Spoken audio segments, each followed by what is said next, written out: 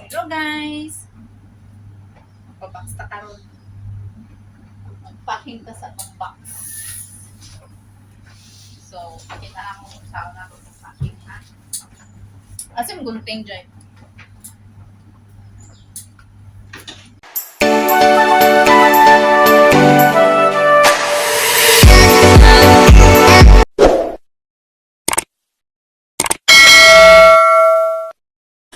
Welcome mga silingan. This is Chang TV, ang nag-iisa niyong ante. Today's video ay mag-i-impake tayo ng balikbayan box. Yes, nakikita niyo ako, busy ako dyan at nilalagyan ko ng tape yung box. Kung bakit natin kailangan i-secure yan, malalaman nyo later. So ayan na nga, naglalagay na ako ng masking tape.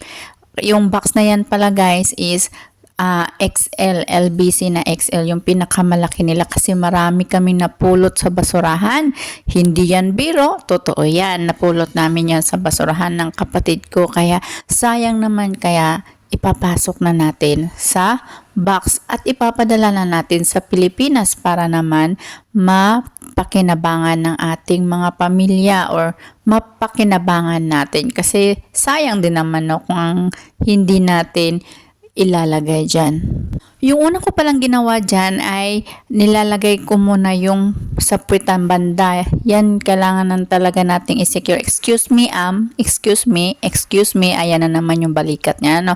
So ayan, nilalagyan muna namin yung sa may puwitan banda. Kasi para hindi siya mabusbos. Kung alam nyo na yan mga Bisaya, no? Mabusbos, alam nyo na yan. So, hindi ganun kadali ha, at alam yan ng mga OFW na hindi ganun kadali ang magpapabox.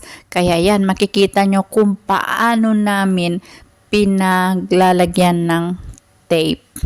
Sa puwitan banda pa lang yan guys ha, umabot na kami dyan ng 30 minutes. Siyempre, hindi naman natin pwedeng i-ano lahat yun. So, ayan, mabilisan natin ginagawa kasi may lakad pa ako. Makipag-date pa ako dun sa mga minupos auntie ko. Kaya yan, binilisan ko na. So, yan, first layer pa lang yan sa may bandang puwet. So, ang ginamit ko dyan is yung masking tape kasi wala namang nakasulat dyan. So, pwede lang natin siyang coveran. So, ayan na. Hindi pa haggard yung auntie nyo dyan kasi kakasimula ko lang naman eh. So, yan pala. Dyan ako sa kwarto ng kapatid ko nag-i-impake. Dinala ko lahat ng gamit ko doon sa bahay nila kasi nga dito kasi sa amin, third floor pababa. Parang sobrang bigat naman nun. Isa sa mga rason kung bakit ko siya binag para maipakita sa inyo, lalo-lalo na yan sa mga may kamag-anak na may mga OFW sa ibang bansa na ang hilig-hilig magpapabox. Kasi bakit nga ba kami mahilig magpabox, 'di ba? Kung ang effort naman nito ay todo 100%, ang pagod talaga. Bakit ba? Kasi yan yung parang ramdam namin sa inyo kung gaano namin kayo kamahal, na kahit nasa malayo kami ay maiparamdam pa rin namin yung pagmamahal namin sa aming mga pamilya. Kaya kami nagpapadala ng balikbayan box. So, meron din akong naririnig noon na 'di ba, nagpapabox sila pero hindi na nasayahan yung pamilya nila sa Pilipinas kasi bakit daw ganito yung laman, yung alam mo yung mga, siyempre yung mga laman yan is mga sabon, chocolate, yung mga ganyan, tapos yung mga tapon-tapon na ng mga gamit sa amo natin.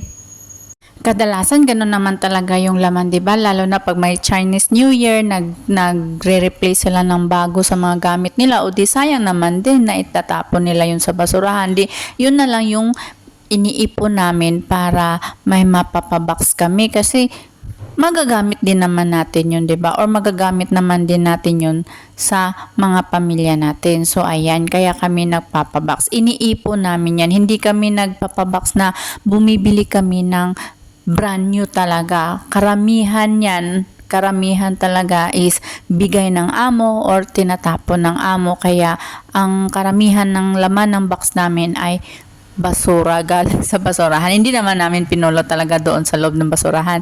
Pero basura kasi nga itatapon na siya ng ibang tao at pinulot namin. So, di ba, ang dami kong litanya, no? So, ayan na, nakapagsimula na rin akong mag-ikot-ikot dyan. So, yan, first layer pa lang yan. So, pag ako nagpapabox, ginagawa ko talaga is 4 layer siya na scotch tape or masking tape. Kasi, kung uulan man, aaraw, or mainit sa loob ng cargo, yung box natin ay secure talaga siya.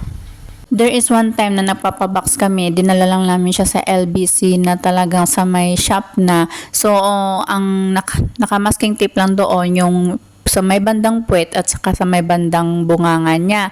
So, ang nangyari, pumutok siya kasi nga yung sa bandang gitna, hindi siya nalagyan ng scotch tape kasi yun pag nandun ka sa shop talaga nila, mabilisan kasi ang dami ding tao. Kaya, never ko nang ginawa yun. So, talagang sa bahay talaga ako nagbabalot ng box ko para ma-secure talaga. Kasi hindi natin alam, 'di ba? Sa amin Mindanao ang layo-layo. So, more than a month yung yung box namin sa loob ng cargo ng LBC. At palipat-lipat yan, nakatatlong stop yan sila. O 'di ba? Nakita ko nga nung isang beses, kinolekta yung box ko kasi nagpapadala ako. Bigla lang itinulak ng uncle.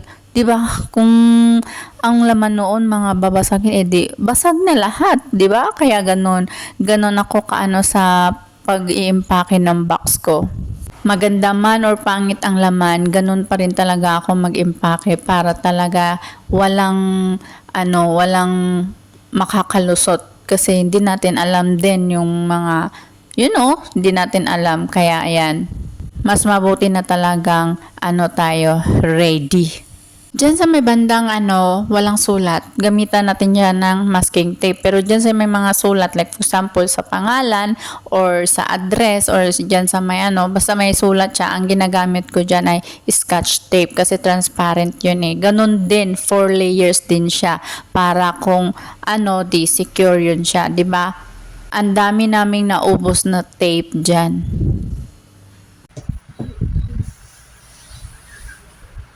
Okay guys. Okay. Hopefully na ma-appreciate ng tao sa buong Pilipinas. Gaano kahirap magpapabox. Magpabox pa, paiton pang box, paiton pang sulod, pag package pag yun. Di ganun ka. What? Pagtagaan na lang sila cash. This is what Ama told me. You spend so much time, spend money. Noy, wala na, Noy. Ano man? Wala na yung mga plato.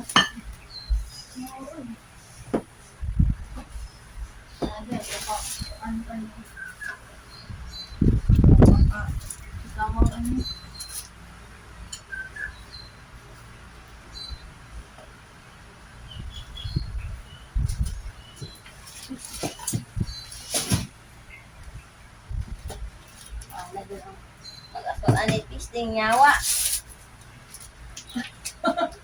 Tinyawa.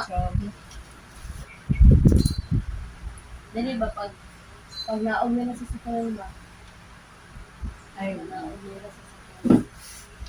bundak-bundak kita kanili sa nila po kandoy, grabe manambon dito sa inyong mata. So, ayan na nga mga silingan, hindi ko siya natapos nung araw na yon kaya bumalik na naman ako in the other week. So, ayan, tapos na namin i-wrap yung box. So, yung bandang harap niya, naka-scotch tape yan siya. At yan see, nakikita nyo kung paano namin siya pasok. Hindi lang yung lagay ka lang ng lagay. Kasi nga, kung ganon yung paglagay nyo sa box, yung parang hindi nyo sa siniksik, aalog-alog yan siya sa loob. May mga bowl ako na babasagin at marami siya. Kailangan naming lagyan ng mga damit yung tagiliran niya para hindi siya talaga aalog-alog. Kaya yan, binalot ni Joy yung mga damit. So, ang ginawa ko, tinanggal ko na naman siya isa-isa para yun yung pambalot namin sa mga bowl. Ayan, isiksik mo talaga siya ng isiksik. Ang haba ng box na yan, parang kasing haba ko siya kasing tangkad ko yung box na yan. So, kailangan akong tumungtong ng bangko at kumuha ng pangsungkit para doon itulak yung mga damit. Para talagang siksik na siksik talaga siya para pag umalog, pag inalog-alog-alog siya, hindi talaga na ano yung loob niyan. So, yan. So, ganun ang magpapabox. Hindi ganun kadali, di ba? Sabi nga ng matanda namin yung lula ko dito, sabi nga niya sa akin, bakit pa kayo magpapabox? Kung ibigay niyo lang sana yung pera dun sa pamilya niyo, mas madali. Bakit yan? Ang nakakapagod yan. Yung ganyan, di ba? Ang daming oras na kinakain. Pero hindi, ganun tayo, di ba? Mahal kasi natin yung mga pamilya natin. Kaya, ayan, todo effort talaga tayo. Kahit minsan, wala namang kwenta yung laman. Pero, at least, na ba, nakabili tayo ng hindi naman yung mamahalin. Kasi nga, paano na lang kung mamahalin yung bibilhin natin at ipanglagay natin dyan sa box at nawala yan, o diba? Doble ano pa, yung nawala mo. Kaya yan, yung box na yan, alakalain yun, nasa 7,000 yung box na yan. Box lang yan na, hindi pa kasama yung laman yan. So magastos talaga siya. Kasi box pa lang, ang mahal na Lalo na, siyempre, kailangan mo pa rin yung lagyan. So, ganun yung balikbayan box namin. Kaya naman sana, minsan, yung mga kamag-anak natin dyan, mag-appreciate naman tayo dun sa mga kamag-anak natin na mga OFW na nagpapabox. I-appreciate nyo naman kahit hindi nyo nagustuhan yung bagay na yon or parang wala namang kwenta, pero i-appreciate nyo naman lang kasi nga dun lang kami masaya pag nakikita namin kayong nakangiti at nasayahan dun sa binigay namin. Kahit pretend lang, pwede na yun, kahit pretend lang. So, ayan na guys, di ba? Na malapit na rin kaming matapos niyan. So, ayan na, kahit pagod na ako dyan, kasi nga, kailangan ko talaga siyang, ako talaga yung gagawa niyan kasi may trabaho yung kapatid ko. Kahit pagod ako, masaya namin. Although, ayan, nakain niya lahat ng time ko, yung FD ko, pero okay lang yan. Yung box na yan, pinaghatian pa namin kasi hindi ko kaya yung 7K na papabox. So, ayan, diba? At sana may nakuha kayong kunting aral na lang, kunting tips, kahit alam ko naman na medyo paikot-ikot lang yung sinasabi ko. Pero sana malaman nakuha kayong kunting tips dyan. At thank you for watching Chang TV again and God bless all. Puno na. Napasok din namin ang dapat ipasok.